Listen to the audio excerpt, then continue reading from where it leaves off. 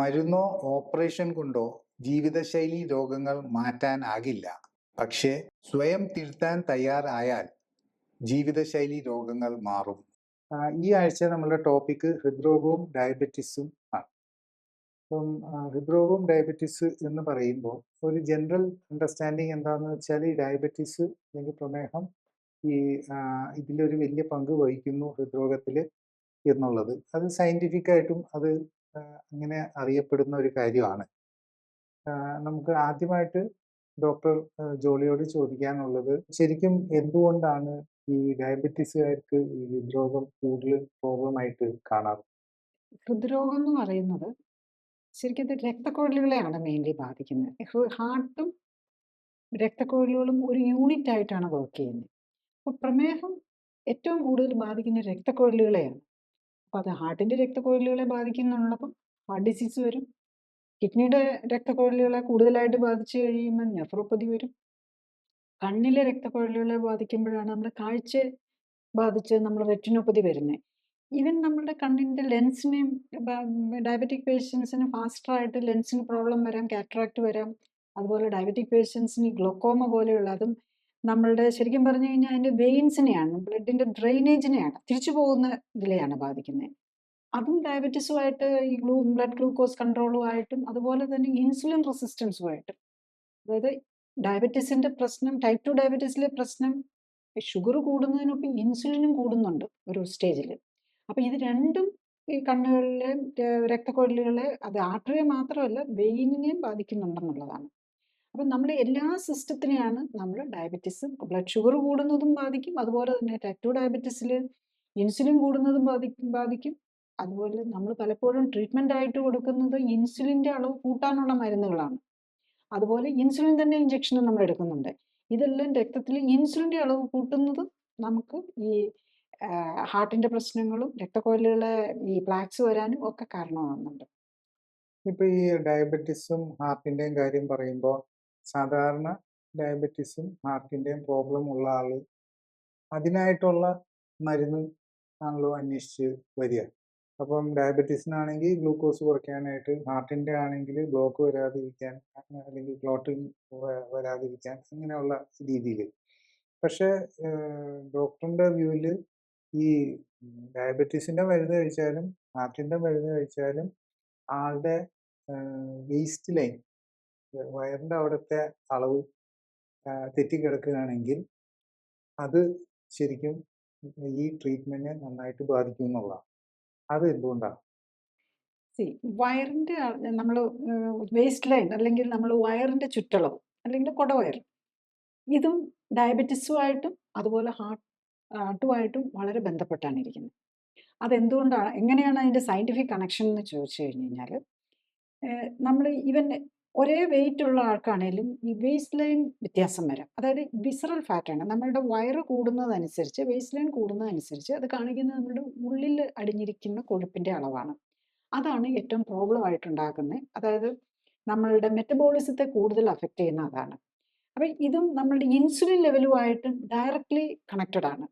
അപ്പം ഷുഗർ കൂടുന്നു, അതിനൊപ്പം ഇൻസുലിനും കൂടുന്നു. അതിലാണ് ഇപ്പം നമ്മൾ ഇൻസുലിൻ റെസിസ്റ്റൻസ് ഓറിയൻറ്റഡ് ആയിട്ടുള്ള ടെസ്റ്റുകൾ, ഒരാളുടെ ഇൻസുലിൻ റെസിസ്റ്റൻസ് എത്രയാണെന്ന് അറിയാൻ നമ്മൾ ചെയ്യുന്ന ടെസ്റ്റ് ഉണ്ട്, ഹോമോ IR എന്നൊക്കെ പറഞ്ഞ്. അതുപോലെ തന്നെ നമ്മൾ വെയിറ്റിനേക്കാളും മോർ ഇമ്പോർട്ടൻറ്റ് നമ്മളുടെ വേസ്റ്റിൻ്റെ സർക്കംഫറൻസ് ആണ്. നമ്മൾ ഈ ക്ലിനിക്കലി സപ്പോർട്ടഡ് ലൈഫ് സ്റ്റൈൽ കറക്ഷനിലും അതിനാണ് നമ്മൾ കൂടുതൽ ഇമ്പോർട്ടൻസ് കൊടുക്കുന്നത്. നമ്മൾ ബോഡിയിൽ വരുന്ന ചേഞ്ച്, വയറിൻ്റെ ചുറ്റളവിൽ വരുന്ന കുറവ്, അപ്പം ഇതെല്ലാം പാരലായിട്ടാണ് നമ്മൾ ബോഡിയെ കറക്റ്റ് ചെയ്യുമ്പോൾ നമ്മൾ ഏറ്റവും ഫോക്കസ് ചെയ്യുന്നതും വയറിൻ്റെ ചുറ്റളവ് കുറയ്ക്കാനാണ്. അപ്പം ഈ പേഷ്യൻറ്റിൻ്റെ ഒക്കെ HbA1c കുറയുന്നതും ഫസ്റ്റ് നമ്മൾ ഷുഗറാണ് കുറയുന്നുണ്ടോ എന്ന് നോക്കുക. അതൊക്കെ ഇതിന് അവേഴ്സ് നമുക്കറിയാം. ഒരു ലൈഫ് സ്റ്റൈൽ കറക്ഷൻ, ഒരു സിസ്റ്റമാറ്റിക് ആയിട്ട് നമ്മൾ ഈ clinically supported lifestyle correction, ഈ CSLC ക്യാപ്പിൽ നമ്മൾ മണിക്കൂറുകൾക്കുള്ളിൽ തന്നെ ഷുഗർ വരുന്നത് കാണാം. ആഴ്ച കൊണ്ട് തന്നെ വെയിറ്റ് കുറയുന്നതും ഈവൻ വയറിൻ്റെ സർക്കംഫറൻസ് കുറയുന്നതും ഇതിൻ്റെ മന്ത് തന്നെ നമുക്ക് വെരി എവിഡൻ്റ് ആയിട്ട് കാണാം എന്നുള്ളതാണ്. അപ്പോൾ അവിടെയാണ് നമ്മൾ മനസ്സിലാക്കേണ്ടത്. അതേ സമയത്ത് നമ്മൾ മരുന്നുകളിലെ ട്രീറ്റ്മെൻറ്റിൽ ഇങ്ങനത്തെ കാര്യങ്ങളൊന്നും നോക്കുന്നില്ല. നോക്കിയാലും വലിയ വ്യത്യാസമൊന്നും ഉണ്ടാവില്ല. കാരണം ബേസിക്കലി ഈ റൂട്ട് കോസ്, അതായത് ശരിക്കും നമ്മളിതിൻ്റെ കുറവ് ടൈപ്പ് 2 ഡയബറ്റീസിന്റെ കാര്യത്തിലും ഹാർട്ട് അറ്റാക്ക് അങ്ങനെ അതുകൊണ്ട് വരുന്ന ഹാർട്ട് അറ്റാക്കിൽ ഒന്നും ഇൻസുലിന്റെ കുറവ് കൊണ്ടല്ല. പക്ഷേ നമ്മൾ ഇൻസുലിൻ കൊടുത്താണ് ട്രീറ്റ്മെന്റ് ചെയ്യാൻ നോക്കുന്നത്. അവിടെ ശരിക്കും ഇൻസുലിന്റെ കൂടുതലാ. അവിടെയാണ് നമ്മൾ പല ട്രീറ്റ്മെന്റുകളും ഇന്ന് അൺസയന്റിഫിക് ആയിട്ട് പോയിക്കൊണ്ടിരിക്കുന്നത്. അപ്പം സയന്റിഫിക് ആയിട്ട് ട്രീറ്റ്മെന്റ് എന്ന് പറഞ്ഞു കഴിഞ്ഞു കഴിഞ്ഞാൽ ലൈഫ് സ്റ്റൈൽ ഡിസീസിന്റെ ശരിയായ ട്രീറ്റ്മെന്റ് എന്ന് പറയുമ്പം അതിന്റെ റൂട്ട് കോസ് ലൈഫ് സ്റ്റൈലിൽ റൂട്ട് കോസ് കണ്ടെത്തി കറക്റ്റ് ചെയ്യാന്നാണ്. പക്ഷേ നമ്മളിപ്പോൾ പലപ്പോഴും പോകുന്നത് ഗ്ലൂക്കോസിനെ മാത്രം കൺട്രോൾ ചെയ്യാനായിട്ട് ഇൻസുലിൻ കൂട്ടി, ഇൻസുലിൻ്റെ അളവ് കൂട്ടി, മരുന്ന് കൊടുത്തോ ഇൻസുലിൻ ഇഞ്ചക്ഷൻ എടുത്തോ കൂട്ടി കുറയ്ക്കാൻ പോകുമ്പം അതുകൊണ്ടാണ് നമ്മൾ ഡിസീസ് പ്രോഗ്രസ് ചെയ്തുകൊണ്ടിരിക്കുന്നത്. ഷുഗർ കൺട്രോൾ ചെയ്താലും ഡിസീസ് പ്രോഗ്രസ് ചെയ്തുകൊണ്ടിരിക്കുന്നത് അതുകൊണ്ടാണ്. ഇപ്പം പൊതുവെ കാണുന്നത് ഇപ്പം ഡയബറ്റീസിന്റെ ഒരു കോംപ്ലിക്കേഷൻ ആയിട്ട് പറയാം ഈ ഹാർട്ടിന്റെ പ്രോബ്ലം കൂടി വരുന്നത്. അപ്പോൾ അങ്ങനത്തെ സിറ്റുവേഷനിൽ സാധാരണഗതിയിൽ ഈ ഡയബറ്റീസിന്റെ മരുന്നുകളുടെ അളവ് ജനറലി കൂടിക്കൊണ്ടാണ് ഇരിക്കുക. അപ്പോൾ അങ്ങനത്തെ സാഹചര്യത്തിൽ ഈ ഡയബറ്റീസ് ടൈപ്പ് 2 കേസസ് ആണെങ്കിൽ ഇങ്ങനെ ഈ മരുന്നുകളുടെ എണ്ണവും ക്വാണ്ടിറ്റി എല്ലാം ഇങ്ങനെ കണ്ടിന്യൂസ്ലി കയറി പോകുന്നതായിട്ട് കാണുന്നത്. അതിൻ്റെ ഒപ്പം തന്നെ ഈ ഹാർട്ടിൻ്റെ ഇഷ്യൂസും പാരലായിട്ട് ഈ നടക്കുന്നതും. ദാറ്റ് ഈസ് സാധാരണ നമ്മൾ ശ്രദ്ധിക്കുന്നത് ഒരു പ്രോബ്ലം വരുമ്പോൾ നോക്കുമ്പോൾ ഇഷ്ടംപോലെ ബ്ലോക്ക് ആയിട്ടാണ് കാണുന്നത്. അപ്പം ആ ഒരു രീതിയിലേക്ക് ഈ മരുന്നുകൾ കഴിച്ചാലും ഡെവലപ്പ് ചെയ്യുന്നതിൻ്റെ കാരണം എന്താണ്? ഡയബറ്റിസിൽ ഈ ഹാർട്ടിൽ ബ്ലോക്കും കൂടെ വരാൻ കാരണം എന്താണെന്ന് ചോദിച്ചു കഴിഞ്ഞാൽ നമ്മൾ ഡയബറ്റിസ് എന്ന് പറയുമ്പോൾ തന്നെ ഗ്ലൂക്കോസ് കൂടുവാണല്ലോ. അപ്പം ഗ്ലൂക്കോസ് എവിടെയാണ് കൂടുന്നത്? ബ്ലഡിലാണ്. അപ്പോൾ അതിൻ്റെ ഏറ്റവും ഇമ്പാക്റ്റ് വരുന്നത് രക്തക്കുഴലുകളെയാണ്. അപ്പോൾ രക്തക്കുഴലുകളുടെ ഉള്ളിലെ ലൈനിങ് ഉണ്ട്, എൻഡോത്തീലിയം. അതിലാണ് ഏറ്റവും ഇമ്പാക്റ്റ് വരുന്നത്. അപ്പോൾ ഈ HbA1c എന്ന് പറഞ്ഞാൽ നമ്മൾ നോക്കുന്നത് എന്തിലാണ്? നമ്മുടെ ചുമന്ന രക്താണുക്കളിലെ എന്തോരം ഗ്ലൂക്കോസ് വഴി ഡാമേജ് വന്നിട്ട് എത്ര ശതമാനം സെല്ലുകൾ ഗ്ലൂക്കോസ് കാരണം ഡാമേജ് ആയിട്ടുണ്ടെന്നാണ് നമ്മൾ ഈ HbA1cയിൽ നോക്കുന്നത്. അപ്പം നമ്മുടെ ഗ്ലൈക്കോ പ്രോട്ടീനാണ് അതിനകത്ത്. ആ പ്രോട്ടീനെയാണ് ശരിക്കും പറഞ്ഞു കഴിഞ്ഞാൽ ഡാമേജ് വരുന്നത്. അപ്പം ഈ നമ്മുടെ 10% HbA1c 10 എന്ന് പറഞ്ഞു കഴിഞ്ഞാൽ 10% സെല്ലുകളിലും ഗ്ലൂക്കോസ് കാരണം ഡാമേജ്ഡ് ആയെന്നാണ്. അപ്പം അത് ഹീമോഗ്ലോബിൻ്റെ മാത്രമല്ല, നമ്മുടെ ഹോൾ ബോഡിയിലെയാണ്. നമ്മുടെ ബ്രെയിനിലെ സെല്ലും ലിവറിലെ സെല്ലും പാൻക്രിയാസിലെ സെല്ലും എല്ലാം ഡാമേജ്ഡ് ആവുകയാണ്. ഇതിനൊപ്പം തന്നെ നമ്മൾ ഈ ട്രീറ്റ്മെൻറ്റും കൂടെ ഇതിൻ്റെ കൂടെ നമ്മളുടെ കൊഴുപ്പും കൂടുന്നുണ്ടാവും.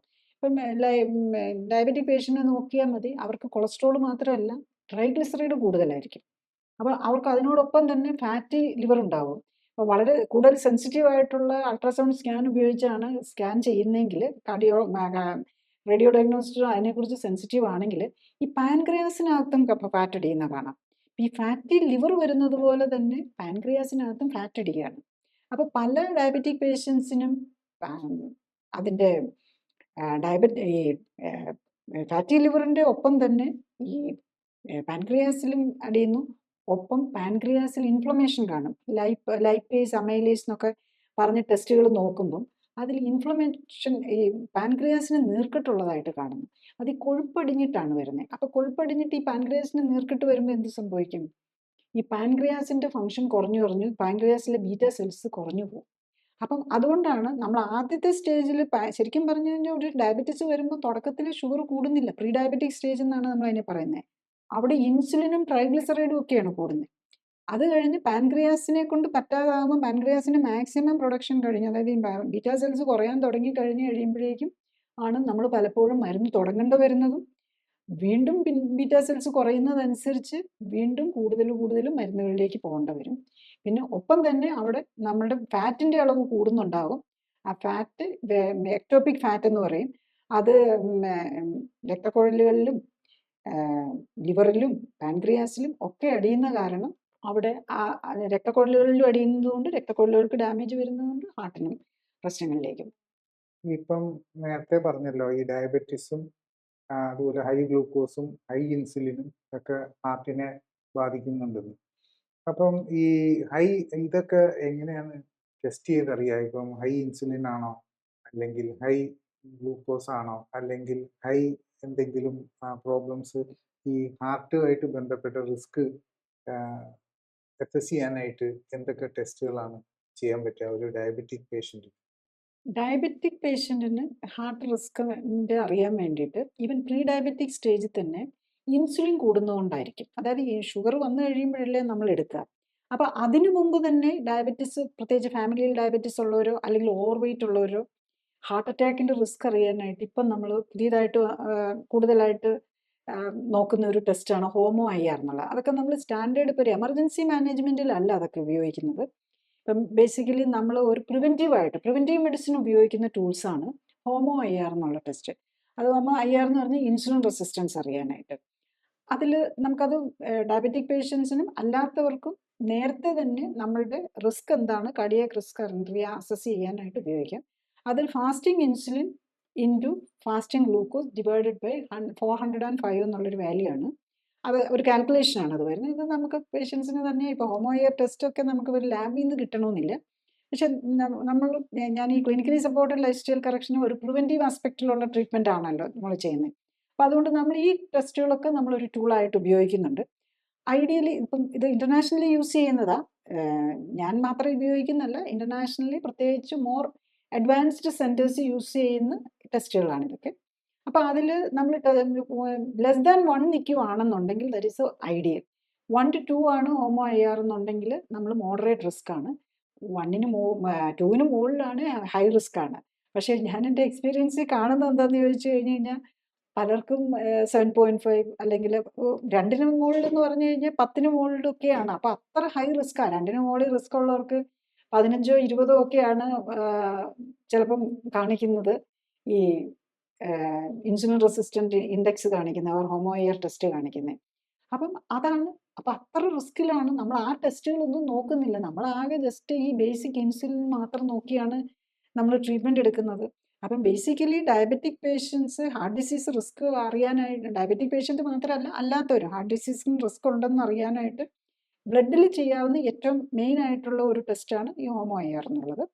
പിന്നെ അതുപോലെ തന്നെ HSCRP ഉണ്ട്, അതായത് രക്തക്കൊഴലുകളുടെ ഇൻഫ്ലമേഷൻ അറിയാനുള്ളത്. പിന്നെ രക്തക്കൊഴലുകളെ ഇതറിയാനാണ് ഹോമോസിസ്റ്റിൻ. ഇതൊക്കെ ആക്സെപ്റ്റഡ് ആയിട്ടുള്ള ടെസ്റ്റുകളാണ്. പിന്നെ ഫാമിലിയൽ റിസ്ക് അറിയാനായിട്ട് ലൈപ്പോപ്രോട്ടീൻ എ എന്ന് പറഞ്ഞൊരു ലൈപ്പോപ്രോട്ടീൻ എ ഉണ്ട്. അതുപോലെ ഇപ്പം നമ്മൾ ജസ്റ്റ് കൊളസ്ട്രോളും HDL LDL മാത്രമല്ല നോക്കുന്നത്. ഇപ്പോൾ അപ്പോ ലൈപ്പോപ്രോട്ടീൻ എ, ലൈപ്പോപ്രോട്ടീൻ ബി, അങ്ങനെ കുറേ പാരാമീറ്റേഴ്സും കൂടെ നമുക്ക് നോക്കാൻ മാത്രമല്ല നമ്മളത് ലൈഫ് സ്റ്റൈൽ കറക്ഷൻ ചെയ്യുമ്പോൾ ഇതെല്ലാം കുറഞ്ഞു വരുന്നത് കാണാൻ പറ്റും. അതുകൊണ്ടാണ് നമ്മൾ ഈ ക്ലിനിക്കലി സപ്പോർട്ടഡ് ലൈഫ് സ്റ്റൈൽ കറക്ഷനിൽ ഈ ഇതൊക്കെ ചെയ്യുന്നത് എന്തുകൊണ്ടാണെന്ന് ചോദിച്ചു കഴിഞ്ഞാൽ, ഒരാൾക്ക് റിസ്ക് ഉണ്ടോയെന്ന് ഒരു പ്രാവശ്യം അറിഞ്ഞാൽ മതി പോരല്ലോ. ലൈഫ് സ്റ്റൈൽ കറക്റ്റ് ചെയ്ത് കഴിയുമ്പോൾ ആ റിസ്ക് കുറഞ്ഞു വരുന്നതും കൂടെ അറിയണമല്ലോ. അപ്പോഴല്ലേ നമുക്ക് പേഷ്യൻറ്റിന് നമ്മൾ ഈ എഫേർട്ടൊക്കെ എടുത്ത് ലൈഫ് സ്റ്റൈൽ കറക്ഷൻ ചെയ്യുമ്പോൾ ഡെഫിനറ്റ്ലി നമുക്ക് അതിൻ്റെ ഒരു എഫേർട്ട് വരുന്നുണ്ടല്ലോ. ഫുഡിലെ കൺട്രോളും നമ്മൾ മൂവ്മെൻറ്റും അതിൻ്റെ അനുസരിച്ചുള്ള ഓക്സിഫ്ലെക്സ് പോലുള്ള എക്സസൈസും ഒക്കെ വരുന്നുണ്ട്. അപ്പോൾ അതിന് നമുക്ക് ടൈം കണ്ടെത്താനും ഒക്കെ നമ്മൾ മോർ എൻകറേജ്മെൻറ്റും കൂടെയാണ് ഈ ടെസ്റ്റുകളിൽ വരുന്ന വ്യത്യാസങ്ങൾ കാണുകയും നമ്മളെ പിന്നെ ലോങ് ടേം ആയിട്ട് നമുക്ക് സേഫായിട്ട് മാനേജ് ചെയ്ത് കൊണ്ടുപോകാനും ഒക്കെ ഇങ്ങനത്തെ ടെസ്റ്റുകൾക്ക്. അപ്പോൾ ഇങ്ങനെ പല ടെസ്റ്റുകളും ഉണ്ട് ഇപ്പം ലേറ്റസ്റ്റ് ആയിട്ട് യൂസ് ചെയ്യുന്നത്. പക്ഷേ നമ്മളുടെ ട്രഡീഷണൽ ഇതിൽ പലപ്പോഴും ഇത്തരം കാര്യങ്ങൾക്ക് ഇമ്പോർട്ടൻസ് കൊടുക്കുന്നില്ല. എമർജൻസി ട്രീറ്റ്മെൻറ്റിനായിരിക്കും ട്രീറ്റ്മെൻറ്റ് വരുന്നത്. ഇതിലൊന്നും വാല്യൂ വരുന്നില്ല. ഇതെല്ലാം പ്രിവെൻറ്റീവ് മെഡിസിനിലാണ് വാല്യൂ. ഇപ്പം ഈ ഹാർട്ടിൻ്റെ പ്രോബ്ലം പറയുമ്പോൾ പ്രത്യേകിച്ച് ഡയബറ്റിസ് പേഷ്യൻസിന് ഈ ഹാർട്ടിൻ്റെ ഇഷ്യൂ പറയുമ്പോൾ സാധാരണഗതിയിൽ BP-യുടെ ഒരു ഇഷ്യൂവും ഇതിൻ്റെ ഒപ്പം തന്നെ പലർക്കും ഉണ്ടാവാറുണ്ട്. അതേപോലെ തന്നെ ഈ BP-യുടെ പ്രോബ്ലവും ഇതേപോലെ തന്നെ കുറച്ച് പേർക്ക്, വളരെ ചുരുക്കം പേർക്കാണ് ഇത് ആ മരുന്നുകളിൽ എന്തെങ്കിലും കുറച്ച് കൊണ്ടുവന്ന് അതിൽ നിന്ന് മാറാൻ സാധിക്കും. കൂടുതൽ പേഷ്യൻസും മരുന്നുകളുടെ എണ്ണം കാലക്രമേണ കൂടി വരുന്നതായിട്ടാണ് കാണുന്നത്.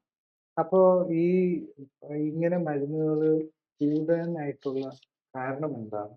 അത് എന്ത് രീതിയിലാണ്, എന്താണ് ശരിക്കും പേഷ്യൻസ് അതിൽ നിന്ന് മനസ്സിലാക്കുന്നത്? ഡയബറ്റിസ് തുടങ്ങിക്കഴിഞ്ഞ് കഴിഞ്ഞാൽ നമ്മൾ മരുന്ന് വെച്ച് മാനേജ് ചെയ്യാൻ തുടങ്ങുമ്പോൾ നമുക്ക് എല്ലാവർക്കും അറിയാം പതുക്കെ കൂടി വന്നു അവസാനം ഇൻസുലിനിലേക്ക് വരും. ആദ്യം ഇൻസുലിനിൽ ഒരെണ്ണം മാത്രം എടുക്കും, ലോങ് ആക്ടിങ് ആയിട്ടുള്ള ആവറേജ് കഴിഞ്ഞാൽ. അത് കഴിഞ്ഞാൽ പിന്നെ ഓരോ നേരവും ഇൻസുലിൻ എടുക്കും, ഓരോ ഭക്ഷണത്തിൻ്റെ കൂടെ ഇൻസുലിൻ എടുക്കാൻ തുടങ്ങും. അതാണ്. അപ്പം ഓരോ മരുന്നുകൾ കൂടുകയാണ് ചെയ്യുന്നത്. ഇതുപോലെ തന്നെ BP ഉള്ള പേഷ്യൻസിനും ഒപ്പം തന്നെ നമ്മൾ ആദ്യം ഒരെണ്ണത്തിൽ തുടങ്ങും, പിന്നെ അടുത്ത ആഡ് ചെയ്യും, പിന്നെ അടുത്ത ആഡ് ചെയ്യും. അങ്ങനെ 3, 4, 5 ഇവൻ ഞാൻ 6 ബിപിക്കുള്ള മരുന്ന് കഴിക്കുന്ന പേഷ്യൻസിനെയും കാണാറുണ്ട്. അപ്പം ഞാൻ ഒരു പേഷ്യൻ്റ് എക്സാമ്പിൾ എങ്ങനെയാണ് ഈ ക്ലിനിക്കലി സപ്പോർട്ടഡ് ലൈഫ് സ്റ്റൈൽ കറക്ഷനിൽ ഒരു പേഷ്യൻറ്റിന് എന്താണ് ബെനിഫിറ്റ് കിട്ടാൻ, എങ്ങനെയാണത് വർക്ക് ചെയ്യുന്നത്, എങ്ങനെയാണ് നമ്മൾ ടെസ്റ്റ് കൂടെ ഫോളോ ചെയ്യുന്നതെന്ന് അറിയാൻ വേണ്ടിയിട്ട് ഞാനൊരു എക്സാമ്പിൾ പറയാം. ഇദ്ദേഹം ഒരു 60 വയസ്സുള്ള മെയിലാണ്. ഹാർട്ടിന് അറ്റാക്ക് നെഞ്ചുവേദന വന്നു. ആൻജിയോഗ്രാം നോക്കി. അത് കഴിഞ്ഞപ്പം ബൈപ്പാസ് വേണമെന്ന് പറഞ്ഞ പേഷ്യൻ്റാണ്. അദ്ദേഹത്തിന് നമ്മൾ പ്രഷറും ഉണ്ട്, പലതിനും മരുന്നുകൾ എടുത്തുകൊണ്ടിരിക്കുക. മരുന്നൊക്കെ എടുക്കുന്നുണ്ടെങ്കിലും അദ്ദേഹത്തിൻ്റെ HbA1c 10.2 ആണ്. ഇൻസുലിൻ ലെവല് 16 ഉള്ളൂ, ഒത്തിരി കൂടുതലെന്ന് പറയാനില്ല. പക്ഷേ ഷുഗർ ഗ്ലൂക്കോസ് ലെവല് 130 ആയിരിക്കുമ്പം ഇൻസുലിൻ ലെവല് 16 ഉണ്ട്. അപ്പം അതിൻ്റെ അർത്ഥം അത് നമ്മൾ ഈ ഹോമോ IR ടെസ്റ്റ് വെച്ച് നോക്കുമ്പം അദ്ദേഹത്തിൻ്റെ ഹോമോ IR ടെസ്റ്റ് 5.4 ആണ്. 2ന് മുകളിൽ തന്നാൽ തന്നെ ഹാർട്ടിൻ്റെ റിസ്ക് വലിയ കൂടുതലാണ്. അതുപോലെ തന്നെ അദ്ദേഹത്തിൻ്റെ വേസ്റ്റ് ലൈൻ നോക്കിക്കഴിഞ്ഞ് കഴിഞ്ഞാലും 170 സെൻറ്റിമീറ്റർ ഹൈറ്റും 70 കിലോയാണ്. ഒത്തിരി ഓവർ വെയിറ്റ് ഇല്ല. എല്ലാവരും കരുതുന്ന ഇതാണ് നോർമൽ എന്നാണ്. പക്ഷേ അങ്ങനെയല്ല. 170 കിലോ സെൻറ്റിമീറ്റർ ഉള്ളവർക്ക് ശരിക്കും ഇന്ത്യൻസിൻ്റെ കണക്കനുസരിച്ച് മാക്സിമം ആകാവുന്ന ഒരു 65-66 കിലോയാണ്. പിന്നെ പ്രായം ആകുന്നതനുസരിച്ച് അത് കുറഞ്ഞ് അറൗണ്ട് 60 നിൽക്കുന്നതായിരിക്കും ഏറ്റവും ബെസ്റ്റ്. അപ്പോൾ ഇദ്ദേഹത്തിൻ്റെ വേസ്റ്റ് ലൈൻ ആണെങ്കിലും 95 ആയിരുന്നു. അത് നമ്മൾ ട്രീറ്റ്മെൻറ്റ് തുടങ്ങി. ആക്ച്വലി നെക്സ്റ്റ് വിസിറ്റ് വരുമ്പോൾ തന്നെ ഇൻസുലിൻ ലെവല് അറൗണ്ട് 5 വന്നു, 5.8 വന്നു. HbA1c കുറയാണ്. മരുന്ന് ആക്ച്വലി ഡയബറ്റീസിൻ്റെ എല്ലാ മരുന്നും നമ്മൾ തുടങ്ങുമ്പോൾ മരുന്നുകളെല്ലാം കുറച്ച് നിർത്തിയിട്ട് ആവശ്യമുണ്ടെങ്കിൽ മാത്രം, പ്രത്യേകിച്ചും നമ്മൾ ഈ GL ഒരു പ്രത്യേക ഗ്രൂപ്പിൽപ്പെട്ട മരുന്ന്, അതായത് യൂറിനിൽ കൂടെ ഷുഗർ കൂടുതലുണ്ടെങ്കിൽ നമ്മുടെ ഒരു നാച്ചുറൽ മെക്കാനിസമാണ്, നമ്മളൊരു 180-ന് മുകളിൽ ഷുഗർ വന്നു കഴിഞ്ഞ് കഴിഞ്ഞാൽ കിഡ്നിക്ക് അത് പുറത്തേക്ക് കളയുന്ന ഒരു മെക്കാനിസം ഉണ്ട്. അപ്പം അത് നാച്ചുറൽ മെക്കാനിസമാണ്, നമ്മളെ പ്രൊട്ടക്റ്റ് ചെയ്യാൻ വേണ്ടിയിട്ടുള്ളത്. അതാണ് നമ്മൾ ഈ ഡയബറ്റിക് പേഷ്യൻറ്റിന് യൂറിനി ഷുഗർ വരുന്നത്. ഇതിനെ തന്നെ പ്രൊമോട്ട് ചെയ്യുന്ന ഒരു ഗ്രൂപ്പ് ഓഫ് മെഡിസിൻസ് ഉണ്ട്. അപ്പം ആ ഗ്രൂപ്പിൽപ്പെട്ട ഗ്ലിഫ്ലോസിൻസ് എന്ന് പറയുന്ന മരുന്നാണത്. അപ്പം ആ ഗ്രൂപ്പിൽപ്പെട്ട മരുന്നുകളെ നമ്മൾ ആവശ്യമുള്ളപ്പോൾ ഉപയോഗിക്കുക. അത് ഷുഗർ കൂടുതലുണ്ടെങ്കിൽ മാത്രം അതിൽ 5 മില്ലിഗ്രാമോ 2.5 മില്ലിഗ്രാമോ 10 മില്ലിഗ്രാമോ വോട്ടെവർ ആ ഒരു രീതിയിൽ പേഷ്യൻറ്റിനെ ഉപയോഗിക്കാൻ പഠിപ്പിക്കുക എന്നുള്ളതാണ്. ഡയബറ്റീസിന് വേണ്ടിയിട്ട് നമ്മൾ ഈ clinically supported lifestyle correction ചെയ്യുമ്പോൾ നമ്മൾ യൂഷ്വലി ഇൻസുലിന്, അതുപോലെ ഇൻസുലിൻ അളവുകൾ കൂട്ടുന്നത്, മെറ്റ്ഫോമിനോ പോലെയുള്ള എല്ലാ മരുന്നുകളും നമ്മൾ നിർത്തും. എന്നിട്ട് ഈ ടൈപ്പ് ഓഫ് മരുന്നുകളിലാണ് പോകുന്നത്. അപ്പോൾ ഇദ്ദേഹത്തിൻ്റെ അങ്ങനെ തന്നെയാണ് ചെയ്തത്. വിതിൻ 24 hours നമ്മൾ വീട്ടിലിരുന്ന് ഷുഗർ നോക്കുവാണ്. അപ്പം വിതിൻ 24 hours ഷുഗർ കുറഞ്ഞു വരുന്നത് തന്നെ നമുക്ക് കാണാം. അതുപോലെ നമ്മൾ വീക്കിലി വരുമ്പം ഇനിഷ്യലി വീക്കിലി നോക്കും. HbA1c പോലും സെക്കൻഡ് വീക്ക് ആകുമ്പോൾ കുറഞ്ഞിട്ടുണ്ടാകും. അദ്ദേഹത്തിന് ആക്ച്വലി 90 days ആയപ്പോഴേക്കും, 3 മാസം ആയപ്പോഴേക്കും മരുന്നില്ലാതെ HbA1c 6 കൊണ്ടുവരാൻ പറ്റി. അപ്പോൾ അതായത് 10.2 6 കൊണ്ടുവരാൻ പറ്റി. അതുപോലെ വെയ്സ്റ്റ് സർക്കംഫറൻസ് 95 80 കൊണ്ടുവരാൻ പറ്റി. പിന്നെ നമ്മൾ CIMT വേറൊരു ടെസ്റ്റ് നോക്കുന്നുണ്ട്. അതിലാണെങ്കിലും അത് വാസ്കുലർ ഏജ് അറിയാനുള്ളതാണ്. അതിലും വ്യത്യാസം വരും. അതായത് നമ്മുടെ പ്ലാക്ക് കുറയുന്നത്, അതായത് രക്തക്കുഴലുകളുടെ ആ സ്റ്റിഫ്നെസ് കുറഞ്ഞു വരുന്നത് നമുക്ക് കാണാൻ പറ്റുമെന്നുള്ള. ഇതിനൊക്കെ നമുക്ക് ചെയ്യാനുള്ള ടെസ്റ്റുകളുണ്ട്, മോണിറ്റർ ചെയ്യാനുള്ള മാർഗങ്ങളുണ്ട്. അപ്പം നമ്മൾ ഒന്നും ബ്ലൈൻഡായിട്ട് ചെയ്യേണ്ട കാര്യമില്ല. Clinically supported lifestyle correction എടുക്കുമ്പോൾ നമ്മൾ ഈ ഏറ്റവും അഡ്വാൻസ്ഡ് ടെക്നോളജീസ് യൂസ് ചെയ്തുകൊണ്ടാണ് നമ്മൾ ഇതൊക്കെ ചെയ്യുന്നത്. ഇപ്പം ഈ ലേറ്റസ്റ്റ് ആയിട്ടുള്ള ഇങ്ങനത്തെ സ്റ്റഡീസ് എല്ലാം കാണിക്കുന്നത് ഈ ഡയബറ്റീസും ഹാർട്ടും കിഡ്നിയും ലിവറും ഫാറ്റി ലിവറും ഇതെല്ലാം തമ്മിൽ വളരെ ക്ലോസ് കണക്ഷൻ ഉണ്ടെന്നും ഒരേ കാര്യം കൊണ്ട് തന്നെയാണ് ഈ പല ഓർഗൻസിലും പ്രോബ്ലം വരുന്നതെന്നുള്ളത്. ഒൺലി തിങ് നമ്മൾ ഡയഗ്നോസ് ചെയ്യുന്നത് ചിലപ്പോൾ ഏതെങ്കിലും ഒന്നിലായിരിക്കും ആദ്യം, പിന്നെ ആയിരിക്കും മറ്റേത് ഡയഗ്നോസ് ചെയ്യുന്നത്. അങ്ങനെ അപ്പോൾ അങ്ങനെ ഇരിക്കുമ്പോൾ ശരിക്കും പറഞ്ഞു കഴിഞ്ഞാൽ ഈ ഡയബറ്റിക് പേഷ്യൻ്റ് ആണെങ്കിലും ഹാർട്ടിൻ്റെ പേഷ്യൻ്റ് ആണെങ്കിലും കിഡ്നിയുടെ പേഷ്യൻ്റ് ആണെങ്കിലും ലിവറിൻ്റെ പേഷ്യൻ്റ് ആണെങ്കിലും ഇവരെല്ലാം കോമൺ ആയിട്ട് ഇപ്പോൾ അവർ എന്തെങ്കിലും പ്രത്യേകിച്ച് പല ടെസ്റ്റുകളുണ്ടോ, ഇവരുടെ ഈ കോമൺ ആയിട്ടുള്ള ഒരു കോമൺ ആയിട്ടുള്ള കാരണങ്ങൾ ഏതാണെന്ന് തിരിച്ചറിയാൻ ഈ പറയുന്ന അസുഖങ്ങൾ ഡെവലപ്പ് ചെയ്യാനായിട്ട്? ഡയബറ്റിക് പേഷ്യൻസിനാണെങ്കിലും യൂഷ്വലി ഇതിനെല്ലാം മെറ്റബോളിക് എററുകൾ എന്നാണ് പറയുന്നത്. നമ്മുടെ രോഗങ്ങളെല്ലാം തുടങ്ങുന്നത് യൂഷ്വലി ഈ heart disease, diabetes, hyper tension, heart disease, cholesterol, അതുപോലെ ഫാറ്റി ലിവർ, ഇതെല്ലാം മെറ്റബോളിക് ഡിസോർഡേഴ്സ് എന്നാണ് പറയുന്നത്. അതായത് നമ്മളുടെ ബോഡി എന്ന് പറയുന്നത് ഒരു കെമിക്കൽ റിയാക്ഷനാണ്. നമ്മുടെ ലൈഫ് എന്ന് പറയുന്നത്, അതായത് ഓരോ ലൈഫ് എന്ന് പറയുന്നത് നമ്മളൊരു 50 to 70 ട്രില്യൺ സെൽസ് ആണ്. എൻ്റെ ഒരു ആവറേജ് നോക്കിക്കഴിഞ്ഞാൽ 30 to 70 ട്രില്യൺ സെൽസ് ആണ്. ആവറേജ് പറയുമ്പോൾ ഒരു 50 ട്രില്യൺ സെൽസ് ആണ്. ഈ ഓരോ സെല്ലിലും ഓരോ ലൈഫാണ്. അതിനകത്ത് കൂടാതെ നമ്മുടെ ബാക്ടീരിയാസ് നമ്മുടെ കൂടെ ജീവിക്കുന്ന വേറെ കുറേ ജീവികൾ. ഇവരുടെ എല്ലാം കൂടെ കൂടിയ ഒരു ലൈഫാണ് നമ്മുടെ എന്ന് പറയുന്നത്. അപ്പം ഇവിടെയെല്ലാം ഈ ലൈഫ് എന്നുള്ളത് ഒരു കെമിക്കൽ റിയാക്ഷനാണ്.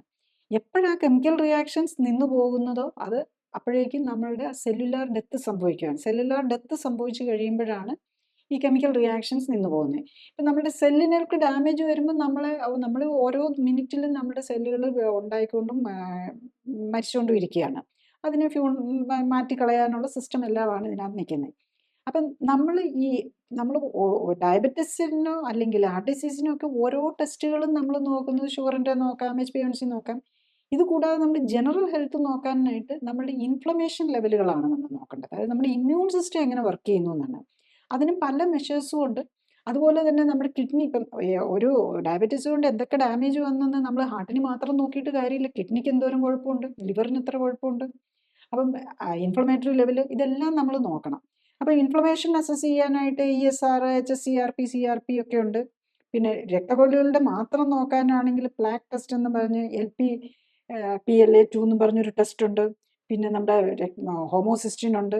പിന്നെ കാർഡിയാക് റിസ്ക് മാർക്കേഴ്സ് എന്ന് പറഞ്ഞ് ഇപ്പോൾ ഒരു ബാറ്ററി ഓഫ് ടെസ്റ്റ് ഉണ്ട്. അതിന് നമുക്കറിയാം. പിന്നെ ഇൻസുലിൻ നോക്കാം, HOMO-IR നോക്കാം. പിന്നെ കിഡ്നിയിലേക്ക് വരുമ്പോൾ കിഡ്നി ഫംഗ്ഷൻ ടെസ്റ്റുകളുണ്ട്. അതിൽ യൂറിനുണ്ട്, ബ്ലഡിൽ കിഡ്നി ഫംഗ്ഷൻ അറിയാനുണ്ട്, യൂറിൻ കിഡ്നി ഫംഗ്ഷൻ അറിയാം.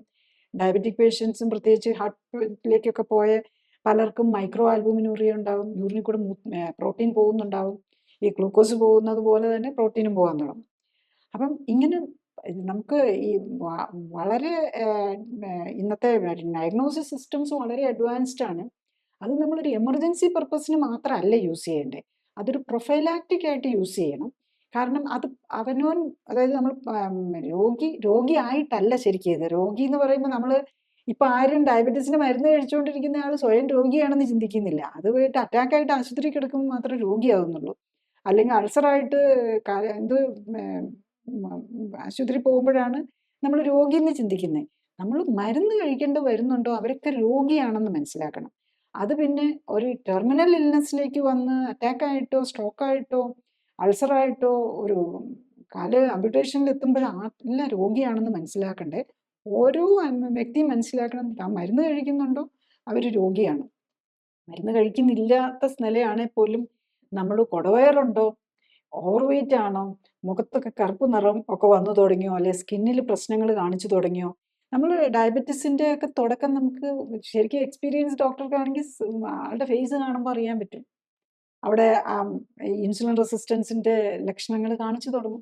അതുപോലെ ലിവറിന് അസുഖം ഉണ്ടോ എന്ന് ആളുടെ ഫേസ് പണ്ടൊക്കെ നമ്മൾ പറയില്ലേ ചില വൈദ്യന്മാർക്കൊക്കെ അറിയാവുന്ന. ആക്ച്വലി ഇത് മോഡേൺ മെഡിസിനിലും നമുക്കിപ്പം വളരെ മോഡേൺ സയൻസും ഇത് തന്നെയാണ് പറയുന്നത്. നമ്മൾ മുഖത്ത് കറുപ്പ് നിറം വരുന്നു, അല്ലെങ്കിൽ നെറ്റിയിൽ വരുന്നു, ചീക്കിൽ വരുന്നു. നമുക്ക് ഡയബറ്റീസ് ആകാം, കിഡ്നിയെ ബാധിച്ചിട്ടുണ്ടാകാം, അല്ലെങ്കിൽ ലിവറിന് പ്രശ്നം ഉണ്ടാകാം. ഇതൊക്കെ അപ്പം നമ്മൾ ഒരു ടെസ്റ്റ് നോക്കിയാൽ പോരാ. നമ്മൾ ഈ നമ്മുടെ ഓർഗൻ സ്റ്റഡി ഡീറ്റെയിൽ ആയിട്ട് ഓർഗൻ സ്റ്റഡി നടത്തുമ്പോൾ നമുക്കിതൊക്കെ അറിയാൻ പറ്റും. ഇപ്പം നമ്മൾ ഈ ഡയബറ്റീസിൻ്റെ കാര്യവും ഹാർട്ടിൻ്റെ കാര്യമൊക്കെ പറയുമ്പോൾ ഒരു കാര്യം പിന്നെയും നമ്മൾ കേൾക്കുന്നത് എന്താണെന്ന് വെച്ചാൽ നമ്മളുടെ ഇവിടുത്തെ ആൾക്കാർ, ദാറ്റ് ഈസ് ഇന്ത്യൻ ബാക്ക്ഗ്രൗണ്ട് ഉള്ളവർ ശരിക്കും പറഞ്ഞാൽ BMI 20ഉം 21ഉം ഒക്കെ ഈ പുറം വെസ്റ്റേൺ കൺട്രീസിൽ 30-35 ആയിട്ടാണ് കമ്പയർ ചെയ്യുന്നതെന്നാണ് ഇങ്ങനെ ഈ സ്റ്റഡി ഫൈൻഡിങ്സ് പറയുന്നത്. അത്ര വേരിയേഷനാണ് ഈ നേച്ചർ ഓഫ് ദി ഫാറ്റിന്. അപ്പം നമ്മൾ പൊതുവെ ഈ പറയുന്ന 25 ലെവല് അല്ലെങ്കിൽ 30 ലെവൽ എന്നൊക്കെ പറഞ്ഞാണല്ലോ BMIനെ പറ്റി പൊതുവെ ഉള്ളൊരു ധാരണ. അപ്പം അങ്ങനെ ഇരിക്കുമ്പോൾ ഈ സ്റ്റഡീസ് ഇങ്ങനെ പറയുമ്പോൾ അത് ശരിക്കും നമ്മുടെ ആ ട്രീറ്റ്മെൻറ്റ് ഇപ്പം modern medicine western based modern മെഡിസിനിലെ റെഗുലേഷൻസ് വെച്ചാണ് നമ്മൾ ചെയ്യുന്നത്. അപ്പൊ അങ്ങനെ വരുമ്പോഴത്തേക്ക് ഒരാളെ കാണുമ്പോൾ എങ്ങനെയാണ് ശരിക്കും ആ ആളുടെ ആരോഗ്യം വിലയിരുത്താൻ സാധിക്കുക?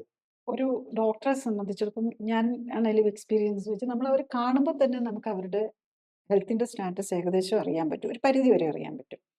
പിന്നെ നമ്മൾ ടെസ്റ്റുകളിലേക്ക് വരിക. അപ്പം ഈ ബോഡി കോമ്പോസിഷൻ കാണുമ്പോൾ തന്നെ അവർക്ക് പിന്നെ അവർ പറയുമല്ലോ നമ്മൾ രോഗിയെ കാണുന്നു അതിന് മുമ്പ് തന്നെ നമ്മൾ അവരുടെ ഡീറ്റെയിൽസ് എല്ലാം ഉണ്ടാവും. ചാർട്ട് പ്രിപ്പയർ ചെയ്തിട്ടാണ് ബേസിക്കലി ഞാൻ കാണാറുള്ളത്.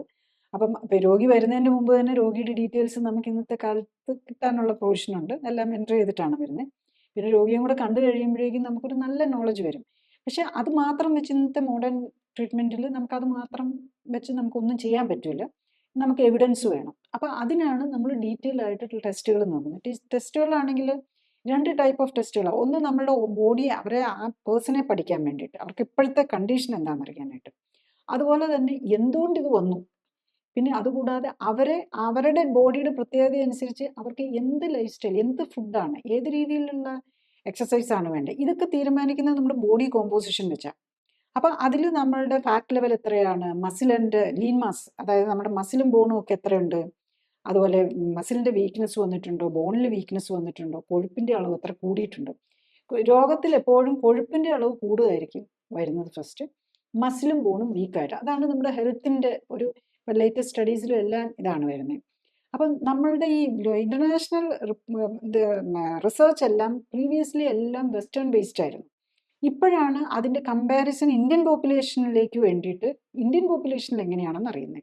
അപ്പോൾ ഇപ്പോൾ ഇന്ത്യൻ പോപ്പുലേഷനിലെ പ്രത്യേകത എന്താണെന്ന് വെച്ചാൽ നമ്മളെല്ലാവരും കരുതിക്കൊണ്ടിരുന്നത് 170 സെൻറ്റിമീറ്റർ ഉള്ള ആൾക്ക് 70 കിലോ തൂക്കമാകാം. അത് എല്ലാവരുടെയും മനസ്സിൽ പതിഞ്ഞിരിക്കുന്ന ഒരു കാര്യമാണ്. പക്ഷേ നമുക്ക് ഇന്ത്യൻസിന് അത് പറ്റില്ല. ഇന്ത്യൻസിന് ഇപ്പം നമ്മൾ സ്റ്റാൻഡർഡൈസ് ചെയ്ത് വെച്ചിരിക്കുന്നത് തന്നെ മറ്റേതാണ് 25 BMI ആണ് അപ്പർ ലിമിറ്റായിട്ട് വെച്ചിരിക്കുന്നത്. ഇന്ത്യൻസിന് 23 BMI ആണ് അപ്പർ ലിമിറ്റ്. അത് നമ്മളുടെ ആൾക്കാർ ആക്സെപ്റ്റ് ചെയ്യാൻ തന്നെ വില്ലിങ് അല്ല. ഇത് സ്റ്റഡീസും എല്ലാം കാണിക്കുന്നുണ്ടെങ്കിലും ഈവൻ 23 എന്നുള്ളത് മാക്സിമമാണ്. നമുക്കൊരു രോഗമില്ലാതെ ഇരിക്കണമെങ്കിൽ ഇന്ത്യൻസിൻ്റെ ഞാൻ എൻ്റെ എക്സ്പീരിയൻസിൽ നിന്ന് പറയുകയാണ്, നമുക്ക് BMI ശരിക്കും പറഞ്ഞു കഴിഞ്ഞ് കഴിഞ്ഞാൽ ഒരു അത് BMI എത്ര ആയിരിക്കണം എന്നുള്ളത് നമ്മുടെ വർക്കിൻ്റെ ഫിസിക്കൽ ആക്ടിവിറ്റിയുടെ അളവനുസരിച്ചാണ്. ഫിസിക്കൽ ആക്ടിവിറ്റി കുറയുന്നതനുസരിച്ച് ഒരു 18 to 23 വരെയാണ് ആകുന്നത്.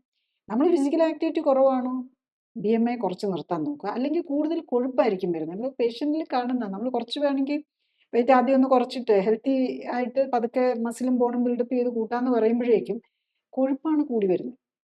അപ്പം ആ കൊഴുപ്പ് കൂടുമ്പോൾ നമ്മളുടെ ഹെൽത്തിനെ അത് നെഗറ്റീവായിട്ട് ബാധിക്കാം. പ്രത്യേകിച്ച് അത് ഏത് തരം കൊഴുപ്പാണെന്നുള്ളതുമാണ്. നമ്മൾ ഈ omega-6 ഇൻഫ്ലമേറ്ററി, നമ്മൾ ഈ സാധാരണ നട്ട്സിലൊക്കെ കാണുന്ന ഇൻഫ്ലമേറ്ററി ഫാറ്റാണ്. അത് നമ്മുടെ ശരീരത്തിൽ കൂടുക. അതുപോലെ തന്നെ നമ്മൾ ഈ ട്രാൻസ് ഫാറ്റ്, നമ്മൾ ഈ ആർട്ടിഫിഷ്യൽ ഗീ, നമ്മൾ ഡാൽഡയൊക്കെ പോലെയുള്ള ഹൈഡ്രജനേറ്റഡ് ഫാറ്റ് ഉപയോഗിക്കുമ്പം അതൊക്കെ വെരി ഹാർമിങ്, ഇൻഫ്ലമേഷനും നീർക്കെട്ടും അസുഖങ്ങളും വരുത്തുന്ന. അത് നമ്മുടെ ബോഡിയിൽ കൂടുന്നതനുസരിച്ച് രോഗങ്ങളും കൂടിക്കൊണ്ടിരിക്കും. അപ്പം നമ്മൾ ബേസിക്കലി നമ്മൾ ഈ clinically supported lifestyle correction ഈ പാരാമീറ്റേഴ്സ് ഒക്കെ കണ്ട് ആ ബോഡിയെ അസസ് ചെയ്ത് അതിനെ കറക്റ്റ് ചെയ്ത് പിന്നെ അതിനെ മെയിൻറ്റെയിൻ ചെയ്യാൻ സപ്പോർട്ട് ചെയ്യുക എന്നുള്ളതാണ് ചെയ്യുന്നത്. ഇപ്പോൾ ഈ കാലറീസിന്റെ കണക്ക ഒരു വലിയൊരു മാറ്റർ ആയിട്ടായിരുന്നല്ലോ നമ്മൾ ചിന്തിച്ചത്. അപ്പോൾ ഈ കാലറീസ് കൺട്രോൾ ചെയ്യുക, കാലറീസ് റെഡ്യൂസ് ചെയ്യുന്നതാണ് ശരിക്കും ഇതിൽ ഏറ്റവും എളുപ്പവും അതേസമയം യൂസ്ഫുൾ ആയിട്ടുള്ള ഒരു സജഷനായിട്ട് വന്നിരുന്നത്. പക്ഷേ ഇപ്പം ഇപ്പോൾ ഈ സ്റ്റഡീസൊക്കെ കാണിക്കുന്നത് കാലറീസിനും കൂടുതൽ ആ ഭക്ഷണത്തിൽ വരുന്ന ഓരോ പാർട്സാണ് അതിൻ്റെ കുറവോ കൂടുതലോ ആണ് പ്രോബ്ലം ഉണ്ടാക്കുന്നത്. കാലറീസ് എന്ന് പറയുന്നതിൽ അതുപോലെ തന്നെ ഇമ്പോർട്ടൻ്റ് ആണ് അല്ലാത്ത കാര്യങ്ങൾ മനസ്സിലാക്കാൻ ഉള്ളത്. അപ്പോൾ അങ്ങനെ വരുമ്പോഴത്തേക്കും കാലറീസ് എന്ന് പറയുമ്പോൾ കുറച്ചും കൂടി എളുപ്പമായിരുന്നു. നമ്മൾ കാലറി ആയിട്ടുള്ള റൈസ് അല്ലെങ്കിൽ ഗോതമ്പ് അങ്ങനത്തെ കാർബോഹൈഡ്രേറ്റ് ഒക്കെ കുറയ്ക്കുക എന്നുള്ള ഒരു, പിന്നെ പഞ്ചസാര കുറയ്ക്കുക എന്നൊക്കെ ആയിരുന്നു. പക്ഷെ ഇപ്പം അങ്ങനെ കുറയ്ക്കൽ മാത്രം പോരാ, ഈ കറക്റ്റായിട്ടുള്ള ഡയബറ്റിക് ഹാർട്ട് ഹെൽത്ത് വേണമെങ്കിൽ കറക്റ്റ് ചെയ്യണമെന്നാണ് പറയുന്നത് ന്യൂട്രീഷൻ. അപ്പോൾ അങ്ങനെ വരുമ്പോൾ അതൊരു കോംപ്ലിക്കേറ്റഡ് ആയിട്ട് വരില്ലേ? സാധാരണക്കാർക്ക് എങ്ങനെ അത് ഫോളോ ചെയ്യാൻ പറ്റുക? കാലറി എന്ന് പറയും, നമുക്ക് പ്രോട്ടീനാണെങ്കിൽ 1 ഗ്രാം പ്രോട്ടീൻ എന്ന് പറഞ്ഞാൽ 4 കാലറി, ഫാറ്റ് എന്ന് പറഞ്ഞാൽ 9 കാലറി, കാർബോഹൈഡ്രേറ്റ് ഗ്ലൂക്കോസും ഷുഗറും ഒക്കെ 4 കാലറി. ഇതാണ് നമ്മൾ കാലറി കണക്ക് പറയുന്നത്. പക്ഷേ പ്രോട്ടീനും കാലറിയാണെന്നുള്ളത് ഓർക്കണം. അപ്പം നമ്മൾ ഈവൻ ഫാറ്റ് എന്ന് പറഞ്ഞാൽ 9 കാലറി ഉണ്ട്. പക്ഷേ നമ്മൾ അത് ഏത് 9 കാലറിയാണ് ഉപയോഗിക്കുന്നത്? അല്ലെങ്കിൽ നമ്മൾ 50 ഫാറ്റിൽ നിന്ന് 200 കാലറി വന്നു. അത് ഏത് ഫാറ്റാണ്? ഒമേഗ 3 ഫാറ്റാണോ? ഒമേഗ 6 ഫാറ്റാണോ? ഒമേഗ 9 ഫാറ്റാണോ? അതോ സാച്ചുറേറ്റഡ് ഫാറ്റാണോ? ഈവൻ സാച്ചുറേറ്റഡ് ഫാറ്റിൽ തന്നെ നമ്മൾ ഈ ഹൈഡ്രജനേറ്റഡ് ഫാറ്റാണോ? ഇതെല്ലാം മാറ്റർ ചെയ്യും. അപ്പം അതുപോലെ പ്രോട്ടീൻ ആണെന്ന് പറഞ്ഞാലും കാര്യമില്ല. ഏത് അമിനോ ആസിഡ് എത്ര അളവിലുണ്ടെന്ന് നമ്മൾ യൂഷ്വലി ഒരു 22 അമിനോ ആസിഡ്സ് ഉണ്ട്. അതിൽ 9 അമിനോ ആസിഡ്സ് ആണ് എസെൻഷ്യൽ. എസെൻഷ്യൽ എന്ന് പറഞ്ഞാൽ അത് നമ്മുടെ ബോഡിക്ക് ഉണ്ടാക്കാൻ പറ്റില്ല. അത് നമുക്ക് പുറത്തുനിന്ന് ഫുഡിൽ നിന്ന് കിട്ടണം. പിന്നെ ചിലതൊക്കെ സെമി എസെൻഷ്യൽ ആണ്. അതിനെ ഉണ്ടാക്കാൻ പറ്റും. പക്ഷെ ഉണ്ടാക്കണമെങ്കിൽ അതിനോട് കൂടി വേണ്ട വൈറ്റമിൻസും മിനറൽസും എല്ലാം വേണം. 14 വൈറ്റമിൻസ് വേണം, 14 മിനറൽസ് വേണം. പിന്നെ നമ്മുടെ ഇന്റേണൽ ഡൈജസ്റ്റീവ് സിസ്റ്റം നമ്മളുടെ ലിവറും പാൻക്രിയാസും മാത്രമല്ല, നമ്മുടെ കുടലിനകത്തുള്ള ബാക്ടീരിയാസും നമ്മുടെ ഡൈജഷനെയും ഈ അബ്സോർപ്ഷനെയും ന്യൂട്രീഷൻ അബ്സോർപ്ഷനെയും ഒക്കെ ഹെൽപ്പ് ചെയ്യുന്നുണ്ട്. അവർക്ക് ജീവിക്കണമെങ്കിൽ വേണ്ട ഫൈബർ വേണം. അത് അവർ ഫൈബറിനകത്താണ്. ഈവൻ ഫൈബറിനെ അവർ കൺവേർട്ട് ചെയ്ത് ഷോർട്ട് ചെയിൻ ഫാറ്റി ആസിഡ്സ് ആക്കും. അത് നമ്മുടെ ഇമ്മ്യൂൺ സിസ്റ്റത്തെ കൺട്രോൾ ചെയ്യുന്നു. അതുപോലെ നമ്മളുടെ മെസ്സഞ്ചറായിട്ട് ബ്രെയിനുമായിട്ട് പോലും കമ്മ്യൂണിക്കേറ്റ് ചെയ്യാൻ യൂസ് ചെയ്യുന്നു എന്നാണ് പറയുന്നത്. സോ ഇതിനെ എല്ലാം കറക്റ്റായിട്ട്, അപ്പോൾ കാലറി കുറച്ചു, കാലറി കൗണ്ട് ചെയ്തുകൊണ്ട് മാത്രമായില്ല, ഈ കഴിക്കുന്ന കാലറി പ്രോട്ടീൻ ആണോ, ഒമേഗ 3 ഫാറ്റ് ഉണ്ടോ, ഫാറ്റ് ആണെങ്കിൽ അതിൽ എത്ര ഒമേഗ 3 ഉണ്ട്, ഒമേഗ 6 ഉണ്ട്, 9 ഉണ്ട്, ഇതെല്ലാമാണ് നമുക്ക് ഇമ്പോർട്ടൻ്റ് ആയിട്ട് വരുന്നത്. അപ്പം അത് പലപ്പോഴും നമുക്ക് അത്ര സിമ്പിളായിട്ട് ഒരാൾക്ക് കണക്കാക്കാൻ പറ്റിയെന്നിരിക്കുകയില്ല. ഈവൻ ഞാനിപ്പം കാണുന്നതനുസരിച്ച് ഡയറ്റീഷ്യനൊക്കെ ആണെങ്കിൽ ഈ കാലറി കൗണ്ടിൽ 2 ദോശ 2 ചപ്പാത്തി ഈ കണക്ക് മാത്രമേ, നമ്മളുടെ ഒരു ജനറൽ കണക്കുകൾ മാത്രമേ വരുന്നുള്ളൂ. അല്ലാതെ ഒമേഗ 3 എത്രയുണ്ട്, ഒമേഗ 6 എത്രയുണ്ട്, ഈ രീതിയിലുള്ള കണക്കുകൾക്കൊന്നും പ്രാക്ടിക്കലും അല്ല ശരിക്കും പറഞ്ഞു കൊടുക്കാൻ. കാരണം ഒമേഗ 3 ഒക്കെ വളരെ റെയറാണ് ഫുഡുകൾ. അപ്പം അവിടെയാണ് നമ്മൾ ഈ ക്ലിനിക്കലി സപ്പോർട്ടഡ് ലൈഫ് സ്റ്റൈൽ കറക്ഷനിൽ സ്പെസിഫിക്കലി ഡിസൈൻഡ് ആയിട്ടുള്ള സ്പെഷ്യൽ ഫുഡ് കൊടുക്കുന്നത്. അതുകൊണ്ടാണ് ഈ clinically supported lifestyle correction വളരെ ഫാസ്റ്റായിട്ട് റിസൾട്ട് വരുന്നത്. അത് ഒമേഗ 3 6 ബാലൻസ് കറക്റ്റ് ചെയ്യാനാണ്. ബേസിക്കലി നമ്മുടെ ഇമ്മ്യൂൺ സിസ്റ്റം, നമ്മുടെ ഈ രക്തക്കുഴലിൽ കൊഴുപ്പടിഞ്ഞ് ഇരിക്കുന്ന രക്തക്കുഴലുകളെ ക്ലിയർ ആക്കണമെങ്കിൽ നമ്മുടെ ഇമ്മ്യൂൺ സിസ്റ്റം വേണം അത് വർക്ക് ചെയ്യാൻ. അപ്പം നമ്മളുടെ കൊഴുപ്പടിഞ്ഞിരിക്കുന്നത് കൊഴുപ്പ് ഇറങ്ങിപ്പോകണം. അപ്പം തന്നെ അവിടെ അല്ലാതെ ഇരിക്കുന്ന കുറച്ച് ഡെബ്രിസ് ഒക്കെ ആയിട്ടുള്ളത് ഉണ്ടാകും. ഇതിനെല്ലാം കൊണ്ടുപോകാനായിട്ട് നമ്മുടെ ഇമ്മ്യൂൺ സിസ്റ്റം കേപ്പബിൾ ആകണം. ഇതൊക്കെ പോസിബിൾ ആകണേ ഒമേഗ 3 6 ബാലൻസ് കറക്റ്റ് ചെയ്യണം. ഇതൊക്കെ ചെയ്തു വരണമെന്നുണ്ടെങ്കിൽ ശരിക്കും എല്ലാ ന്യൂട്രീഷനും കറക്റ്റ് ചെയ്യണം. അപ്പം അവിടെയാണ് നമ്മൾ ഒരു സയൻറ്റിഫിക് സപ്പോർട്ടിൻ്റെയും ക്ലിനിക്കൽ സപ്പോർട്ടിൻ്റെയും എല്ലാം ആവശ്യം വരുന്നത്. നമ്മൾ ഇന്ന് കഴിക്കുന്ന എല്ലാ മരുന്നുകളും തന്നെ നമ്മുടെ ഇമ്മ്യൂൺ സിസ്റ്റത്തെ സപ്രസ് ചെയ്യുകയാണ്. അതുകൊണ്ടാണ് നമ്മൾ വളരെ സിസ്റ്റമാറ്റിക് ആയിട്ട് മോണിറ്റേർഡ് ആയിട്ട് ഈ മരുന്നുകളെ കുറച്ചുകൊണ്ട് വരാൻ ഇമ്പോർട്ടൻസ് കൊടുക്കുന്നത്, ഈ ക്ലിനിക്കലി സപ്പോർട്ടഡ് ലൈഫ് സ്റ്റൈൽ കറക്ഷന് ഇമ്പോർട്ടൻസ് കൊടുക്കുന്നതും. കാരണം മരുന്നുകളിൽ നിന്ന് മോചനം നേടിയാലും മാത്രമേ നമ്മുടെ ഇമ്മ്യൂൺ സിസ്റ്റത്തിന് പ്രോപ്പറായിട്ട് വർക്ക് ചെയ്യാൻ പറ്റുള്ളൂ. നമ്മുടെ ലിവറിൻ്റെ വർക്ക് ലോഡ് കുറയുള്ളൂ, കിഡ്നിയുടെ വർക്ക് ലോഡ് കുറയുള്ളൂ. കിഡ്നിയുടെയും ലിവറിൻ്റെയും ഒക്കെ വർക്ക് ലോഡ് കുറയുമ്പോൾ നാച്ചുറലി ഹാർട്ടിൻ്റെ വർക്ക് ലോഡും കുറയും. ഈ ഇമ്മ്യൂൺ സിസ്റ്റം സ്ട്രോങ് ആയി കഴിയുമ്പോൾ നമ്മുടെ ഈ ഹാർട്ടിൻ്റെ രക്തക്കുഴലുകളിൽ, ഹാർട്ടിലെ മാത്രമല്ല ബ്രെയിനിലെയും എല്ലായിടത്തെയും രക്തക്കുഴലിൽ അഴിഞ്ഞിരിക്കുന്ന കൊഴുപ്പും ഡെബ്രിസും ഒക്കെ മാറ്റാൻ പറ്റും. അവിടെയാണ് നമ്മളുടെ റിയൽ ഹീലിംഗ് വരുന്നത്. ഇപ്പൊ ഈ ഡയബറ്റിക് ആയിട്ടുള്ളവർ അറ്റാക്ക് വരുമ്പോൾ ആൻജിയോഗ്രാം ചെയ്ത് അല്ലെങ്കിൽ ആൻജിയോപ്ലാസ്റ്റി ചെയ്ത് പിന്നെ അല്ലെങ്കിൽ ചിലപ്പം റെയർ കേസസിൽ ബൈപ്പാസ് ചെയ്ത് ഒരു സിറ്റുവേഷനിൽ ഇരിക്കുമ്പോൾ ആ സമയത്ത് ഇങ്ങനത്തെ ഒരു സന്ദർഭത്തിൽ അവർക്ക് അവരുടെ ഫ്യൂച്ചർ ഹെൽത്തിൽ അവർക്ക് അത് റിപ്പീറ്റ് വരാതിരിക്കാനായിട്ട് ഡയബറ്റീസ് പേഷ്യൻസ് ആകുമ്പോൾ എന്താണ് അവർ പ്രത്യേകിച്ച് അവർക്ക് ചെയ്യാൻ സാധിക്കുക? നമ്മൾ ഹാർട്ട് അറ്റാക്ക് വന്നു, നമ്മൾ സ്റ്റെൻറ്റ് ഇട്ടു, അത് കഴിയുമ്പം പിന്നെയും വരും. പിന്നെയും യൂഷ്വലി പലർക്കും പിന്നെയും വരാറുണ്ട്. നമ്മൾ അത് വരാതെ ഇരുന്നിട്ടുണ്ടെങ്കിൽ അവർ ലൈഫ് സ്റ്റൈൽ കറക്റ്റ് ചെയ്തവരാ. ഒരു സ്റ്റെൻറ്റ് ഇട്ടെന്നും പറഞ്ഞ് നമ്മൾ റിയലി അവിടെ ഒരു ബ്ലോക്ക് ഉണ്ടായിരുന്നു, ഒരു സ്റ്റെൻറ്റ് ഇട്ടെന്ന് പറഞ്ഞാൽ അവിടെ ഒരു ബ്ലോക്ക് ആവുകയില്ല.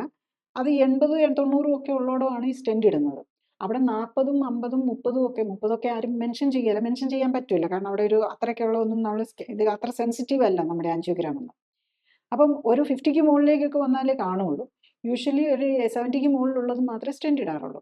അപ്പം ബാക്കിയുള്ളതൊക്കെ അവിടെ ഇരുന്ന് പ്രോഗ്രസ് ചെയ്യുകയാണ്. അപ്പോൾ പ്രോഗ്രസ് ചെയ്യാതിരിക്കണമെങ്കിൽ എന്ത് ചെയ്യണം? ലൈഫ് സ്റ്റൈൽ കറക്ഷൻ ചെയ്യണം. അപ്പം നമ്മൾ ഈ ഞാൻ പല രീതിയിലുള്ള പേഷ്യൻസിനെ കാണാറുണ്ട്. ജസ്റ്റ് ഡയബറ്റീസും ഹൈപ്പർ ടെൻഷനോ അല്ലെങ്കിൽ ഏതെങ്കിലും ഡയബറ്റീസ് മാത്രമുള്ളത് കറക്റ്റ് ചെയ്യാൻ വരാറുണ്ട്.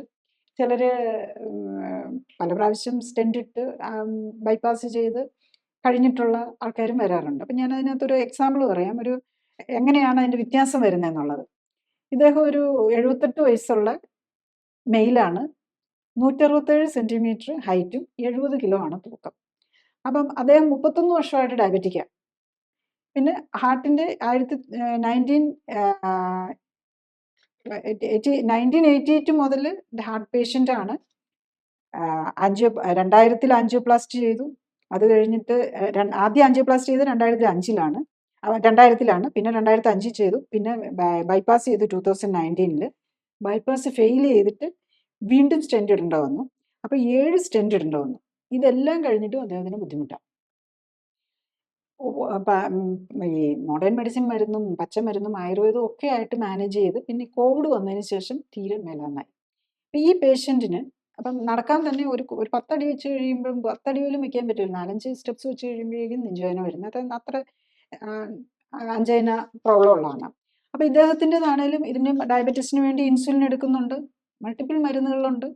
ഓക്കെ, മരുന്നുകളുടെ എണ്ണമാണെങ്കിലും ഇപ്പം ഈ 78 വയസ്സിലും ഈ മരുന്നുകളെല്ലാം ഷാർപ്പായിട്ട് ഓർത്തിരുന്ന് 14 തരം മരുന്നുണ്ട്. അത് പലതും മിക്സ്ഡാണ്. ഇൻസുലിൻ 2 നേരമുണ്ട്. ഇത്രയും മരുന്നുള്ള പേഷ്യൻ്റ് പോലും അദ്ദേഹത്തിൻ്റെ മരുന്നുകൾ, ഡയബറ്റിക് മെഡിസിൻസ്, നമ്മൾ ഡയബറ്റീസിൻ്റെ ഇൻസുലിനും അങ്ങനത്തെ മരുന്നുകളെല്ലാം നമ്മൾ കുറയ്ക്കും. അത് കഴിഞ്ഞിട്ട് യൂറിൻ എപ്പോഴെങ്കിലും കൂടുതൽ കാർബോഹൈഡ്രേറ്റ് കഴിക്കേണ്ടത് ഷുഗർ കാണുകയാണെങ്കിൽ യൂറിനിൽ കൂടെ പോകാനുള്ള. അതും മരുന്നുകൾ ഒട്ടും ഉപയോഗിക്കുന്നില്ല എന്നല്ല, മരുന്നുകൾ ഏറ്റവും മിനിമം അത്യാവശ്യത്തിന്.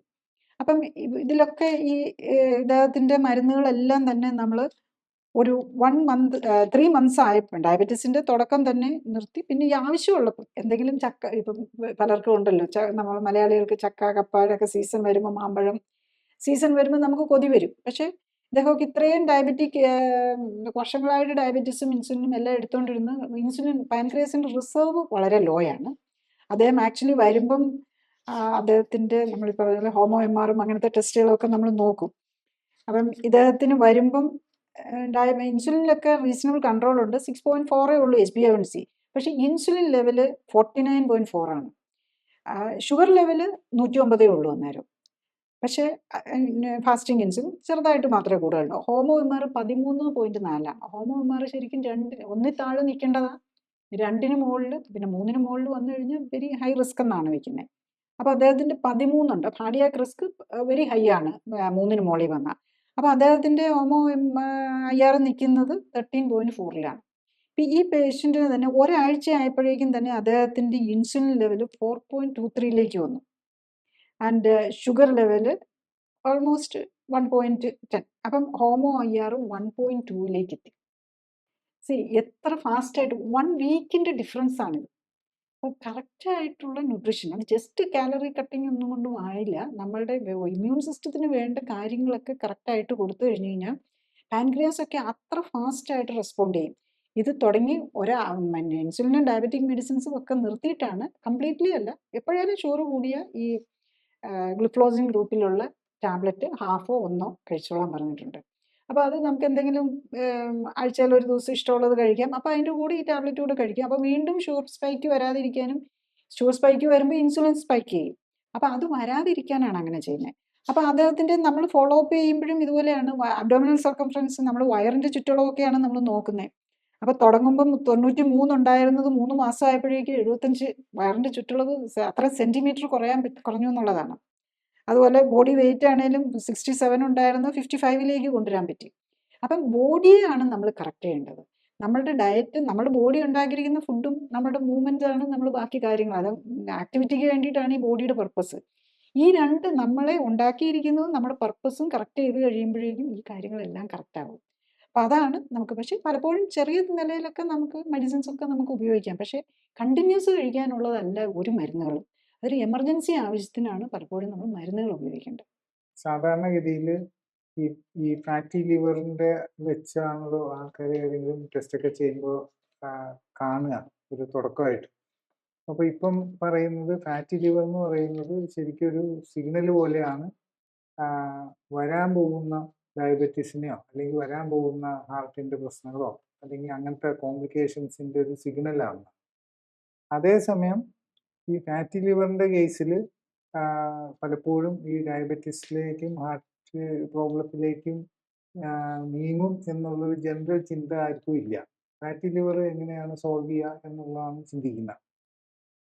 അപ്പോൾ ശരിക്കും പേഷ്യൻസ് ഈ ഫാറ്റി ലിവറിൻ്റെ ഒരു ഇഷ്യൂ കണ്ടാൽ അവർ ശരിക്കും വേറെ എന്തൊക്കെയാണ് മനസ്സിലാക്കേണ്ടത്? സോ ദാറ്റ് അവർക്ക് ഇപ്പം പറയുന്നത് ഈ ഡയബറ്റീസ് തന്നെ വല്ല പ്രീ ഡയബറ്റീസ് സ്റ്റേജ് ആയിരിക്കാം, അല്ലെങ്കിൽ അത് തിരിച്ചറിയാൻ പറ്റാത്ത സ്റ്റേജ് ആയിരിക്കാം, ഹാർട്ടിൻ്റെ ഇഷ്യൂസും അതുപോലെ ആയിരിക്കാം. സോ എന്ത് സിഗ്നലാണ് ഇതിന് മനസ്സിലാക്കേണ്ടത്? ഫാറ്റി ലിവർ ഉള്ള ആൾക്ക് നമുക്ക് സിമ്പിളായിട്ട് ഇപ്പം നമ്മൾ ഈ ഹോമോ ഐആർക്ക് എല്ലായിടത്തും പോയി പറഞ്ഞു കഴിഞ്ഞാൽ ഡോക്ടേഴ്സിനോട് പറഞ്ഞാൽ പോലും അവർക്ക് മനസ്സിലായെന്നിരിക്കുകയില്ല. പക്ഷെ നമുക്ക് സ്വയമായിട്ട് നോക്കാവുന്ന നമ്മളൊരു ഫാസ്റ്റിംഗ് ഇൻസുലിൻ ലെവൽ നോക്കുക, ഫാസ്റ്റിംഗ് ഷുഗർ ലെവൽ നോക്കുക. ഇതിന് ഇൻറ്റു രണ്ടും കൂടെ മൾട്ടിപ്ലൈ ചെയ്യാം. ഫോർ എക്സാമ്പിൾ നമ്മൾ 100 ആണ്, നമുക്ക് അറൗണ്ട് 100 ആകേണ്ടതാണ് ഫാസ്റ്റിംഗ് ഷുഗർ. അപ്പോൾ 100 ആണെങ്കിൽ ശരിക്കും പറഞ്ഞു കഴിഞ്ഞാൽ ഇൻസുലിൻ ലെവൽ അറൗണ്ട് ഒരു 4 ഒക്കെ വരാൻ പാടുള്ളൂ. അപ്പോൾ 4 ഇൻറ്റു 100 400 ഡിവൈഡഡ് ബൈ 405 405. അപ്പം ലെസ് ദാൻ 5 1 ആയി. അപ്പം you are in the correct range.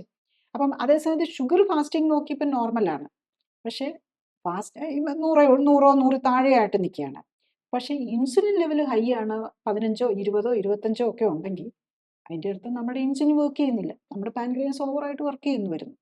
കൂടുതൽ ഉണ്ടാക്കിയാണ് നമ്മുടെ ഈ പാൻക്രിയാസ് ഇൻസുലിൻ 4 യൂണിറ്റ് ഇൻസുലിൻ വേണ്ടിടത്ത് 25 യൂണിറ്റ് ഇൻസുലിൻ ഉണ്ടാക്കിയിട്ടാണ് ഈ 90-ൽ നിർത്തിയിരിക്കുന്നത്. അപ്പോൾ എന്ത് പറ്റും അങ്ങനെയുള്ളവരിൽ? നമ്മുടെ ഡയറ്റും കൂടെ നോക്കുന്നില്ല, നമ്മളുടെ വെയിറ്റ് കൂടിക്കൊണ്ടേയിരിക്കും. നമ്മുടെ പാൻക്രിയാസ് നല്ല ഫങ്ഷനിങ്ങാണ്. അപ്പം ഈ എന്ത് നമ്മൾ കഴിച്ചു കഴിഞ്ഞാലും ഷുഗർ കൂടിയല്ല. കാര്യം എന്താ? നമ്മുടെ പാൻക്രിയാസ് അത്ര ഇൻസുലിൻ ഉണ്ടാക്കിക്കൊണ്ടിരിക്കുന്നു. ഇതെല്ലാം കൊണ്ടുപോയി കൂട്ടി വെച്ച് ഫാറ്റാക്കി മാറ്റും. അതെല്ലാം രക്തക്കുഴലുകളിലാണ് അടിയുന്നത്. അപ്പം അവിടെയാണ് ഇത്തരം ടെസ്റ്റുകളുടെ നമ്മുടെ ഇൻസുലിൻ റെസിസ്റ്റൻസ് നോക്കുമ്പം ഡയബറ്റിക് ആയിരിക്കുകയല്ല, പക്ഷേ ആളുടെ രക്തക്കുഴലിലൊക്കെ കൊഴുപ്പടിഞ്ഞുകൊണ്ടിരിക്കുകയാണ്. അപ്പം അദ്ദേഹത്തിന് ഹാർട്ട് അറ്റാക്ക് വരാം. അതാണ് വളരെ ചെറുപ്രായത്തിലൊക്കെ ഉള്ള പലർക്കും ഹാർട്ട് അറ്റാക്ക് വരാനുള്ള സാധ്യത കാണുന്നത്.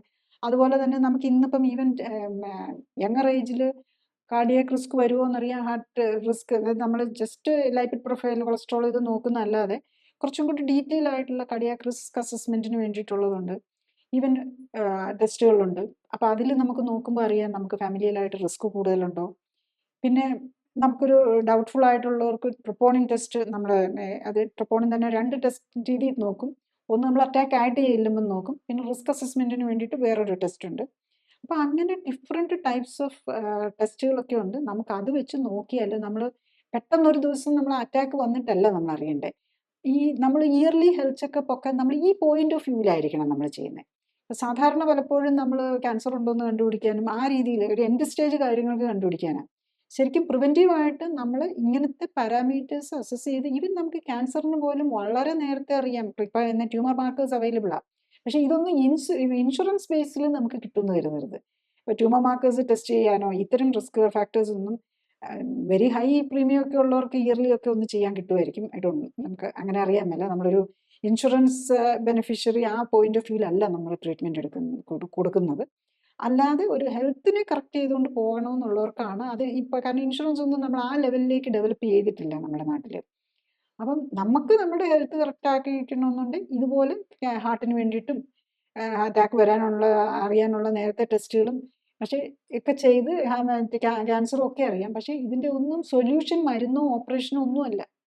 എന്നാൽ ഹാർട്ടിന് റിസ്ക് ഉണ്ട്, എന്നാൽ നേരെ പോയി ഓടിപ്പോയി സ്റ്റെൻറ്റ് ഇടാന്ന് പറഞ്ഞിട്ട് ഒരു കാര്യമില്ല. നമ്മൾ സ്റ്റെൻറ്റൊക്കെ ഇടുമ്പോൾ അങ്ങനെ പലപ്പോഴും നമ്മളുടെ ഹാർട്ട് അറ്റാക്കിനുള്ള റിസ്ക് കൂട്ടും. കാരണം അതൊരു ഫോറിൻ ബോഡിയാണ്. അവിടെ വന്ന് ബ്ലഡ് ക്ലോട്ട് വരാം. അപ്പോൾ ആ ക്ലോട്ട് വന്നിട്ടുണ്ടെങ്കിൽ നമുക്ക് അറ്റാക്കിന് തന്നെ പോസിബിലിറ്റി ഉണ്ട്. അത് വരാതിരിക്കാനാണ് നമ്മൾ വെരി ഹൈ ഡോസിൽ ബ്ലഡ് തിന്നേഴ്സ് ഒക്കെ കഴിക്കുന്നത്. അപ്പോൾ അത് ഒരു ദിവസം നമുക്കത് കഴിക്കാൻ വിട്ടുപോയാൽ പോലും നമ്മുടെ റിസ്ക് കൂടും. അപ്പം നമ്മൾ ജീവിതശൈലി കൊണ്ട് തന്നെ നമ്മളുടെ ബോഡിയെ മനസ്സിലാക്കി നമ്മൾ എങ്ങനെ ജീവിക്കണം എന്ന് കറക്റ്റായിട്ട് അത് നമ്മുടെ സ്കൂളിലൊന്നും പഠിപ്പിച്ചു തരുന്നില്ല. അത് നമ്മൾ പഠിക്കണം. അതാണ് നമ്മൾ ഈ clinically supported lifestyle correction നമ്മുടെ സ്വന്തം ശരീരത്തെ മനസ്സിലാക്കി എങ്ങനെ ജീവിച്ചാൽ ഹെൽത്തി ആയിട്ട് പോകാൻ പറ്റും എന്ന് മനസ്സിലാക്കി കൊടുക്കുക എന്നുള്ളതാണ് നമ്മൾ ചെയ്യുന്നത്. ഇപ്പൊ ഈ ഡയബറ്റിക് പേഷ്യൻസിന്റെ ആർട്ടറിയിലത്തെ സ്റ്റഡീസ് കാണിക്കുന്നത് 2 3 അവരുടെ മൾട്ടിവെസൽ ഡിസീസ് കൂടുതലാണ്. അതുപോലെ തന്നെ ആ ഡിസീസ് ഇങ്ങനെ ട്യൂബ് പോലെയാണല്ലോ. അപ്പോൾ ആ ട്യൂബിൻ്റെ നീളത്തിൽ ശരിക്കും പറഞ്ഞാൽ ബ്ലോക്ക് കാണും, അല്ലാതെ അവിടെ ഇവിടെ ആയിട്ട് ഉള്ള ഇതല്ല. അപ്പം സ്റ്റെൻഡ് ഇടുന്നത് പോലും ഡിഫിക്കൽട്ടാക്കി